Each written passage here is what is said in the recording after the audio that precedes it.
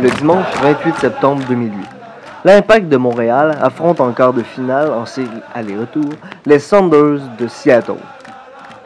Pour accéder à la demi-finale des champions de l'USL, il faut que l'Impact remporte le match avec une avance de 2 points. Ils avaient perdu le premier match à l'étranger 1-0. Nous sommes ici en compagnie de l'Ultra, les supporters non officiels de l'Impact. Salut, c'est quoi ton nom? MG. MG, t'es dans les Ultras Montréal? Voilà. Appelle-moi Hector Clockwork. Ben, ça fait 5 ans à peu près que je suis comme la mouvance Ultra comme tel. Mouvement Ultra, c'est un groupe de supporters qui supportent passionnément à la folie leur équipe. À la folie, oui! Oui!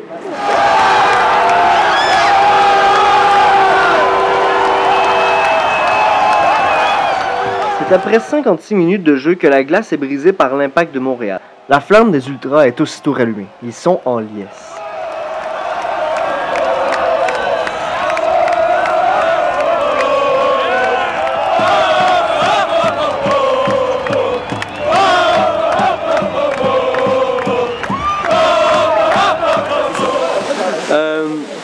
Pour toi, c'est quoi l'Ultra? Ben, c'est vraiment, je pense, c'est l'exaltation premièrement de l'amour du foot. C'est aussi l'exaltation de la fierté de sa ville en même temps, parce qu'une équipe de foot, ça représente toujours sa ville. Nous sommes Montréal! Nous sommes Montréal! Fidèles à nos couleurs!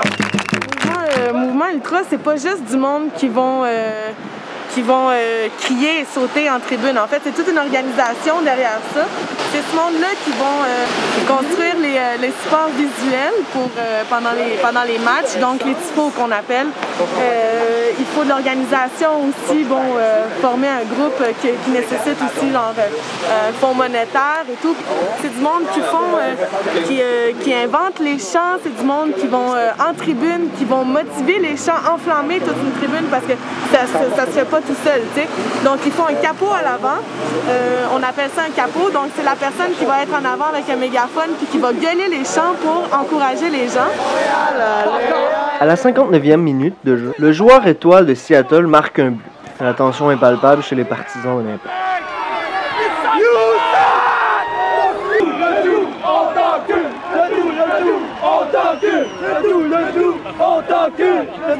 Il faut faire une différence entre mouvement hooligan et mouvement ultra. Ok, c'est quoi la différence? La différence, c'est que souvent, les mouvements hooligans sont très je m'en foutistes. Donc, ça va souvent être du monde qui vont être là pour pouvoir se battre. Souvent, c'est ça. Mais bon, pourtant, le mouvement ultra, c'est beaucoup plus, comme je te disais, organisé. Puis c'est pour pouvoir arriver à des résultats à beaucoup plus long terme. Comme nos adversaires ce soir, quand ils ont fait leur match à domicile contre Montréal, il y avait quand même mis le paquet. Là. Il y avait quand même 35 000 personnes en tribune. Il y avait même un gros déploiement de voiles. Il y avait des cracheurs de feu, des torches, la fumée, puis tout ça. Fait qu'on voyait que les gens là-bas étaient vraiment... On voyait une grande fierté de leur ville, mais c'est pas une fierté qui touche au nationalisme, par contre. Là, parce que la plupart des gens qu'on va retrouver dans les mouvances ultra sont généralement quand même des ouvriers.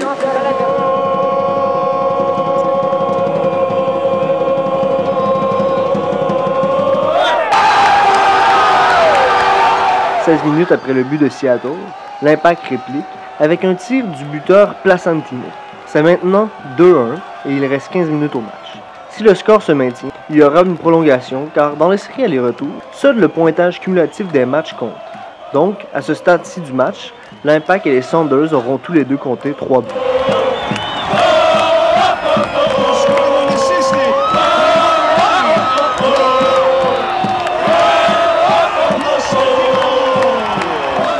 Parce que si tu regardes à peu près tout le stade, là, sauf notre tribune, là, tout le monde est assis, tout le monde, c'est surtout des enfants, c'est surtout les parents des enfants, c'est surtout des camps de vacances, c'est surtout, tu sais, c'est très calme. Donc, on est pas mal ceux qui font bouger les choses.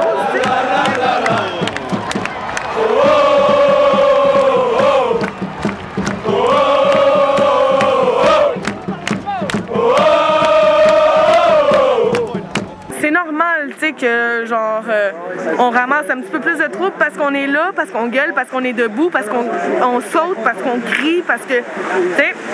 Puis oui, des fois, oui, il y a des drapeaux qui se font qui se font lever. Montréal, Montréal, allez, allez, allez, allez. Il y a des fumigènes qui craquent aussi, mais tout ça, c'est juste pour supporter profondément et amoureusement notre équipe.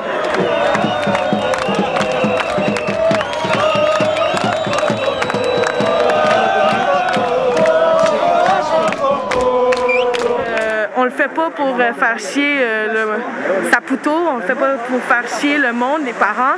On le fait pour notre équipe. Puis on se fait beaucoup réprimer là-dessus parce que ils aiment pas trop ça visiblement. Le monde se monte le bout dessus.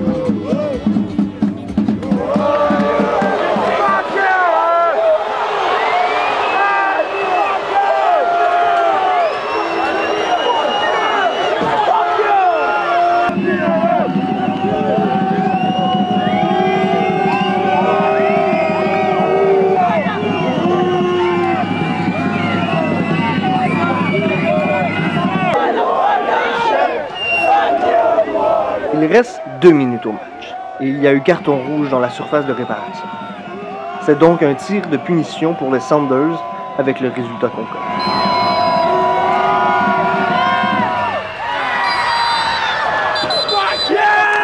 Par exemple, on n'accepterait pas des racistes, on n'accepterait pas des nazis, on n'accepterait pas des propos à tendance raciste.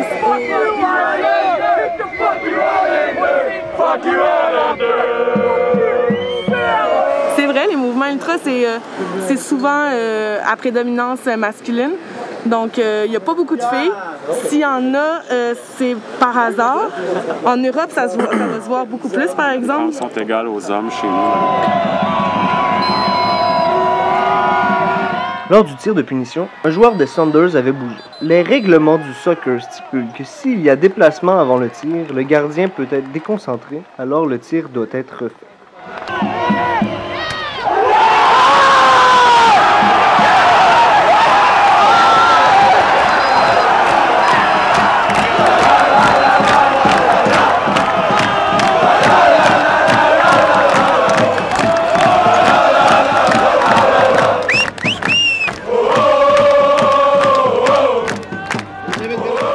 Cette saison, on a vu pour la première fois la police arriver en tribune. Ils nous watch. Ils nous surveillent de très près. Au dernier match, il y avait des polices avec des matraques en tribune. Donc, oui, on se fait réprimer, on se fait brutaliser. Puis ça, il faut en être conscient aussi. Puis il faut en être conscient aussi pour rentrer en tribune.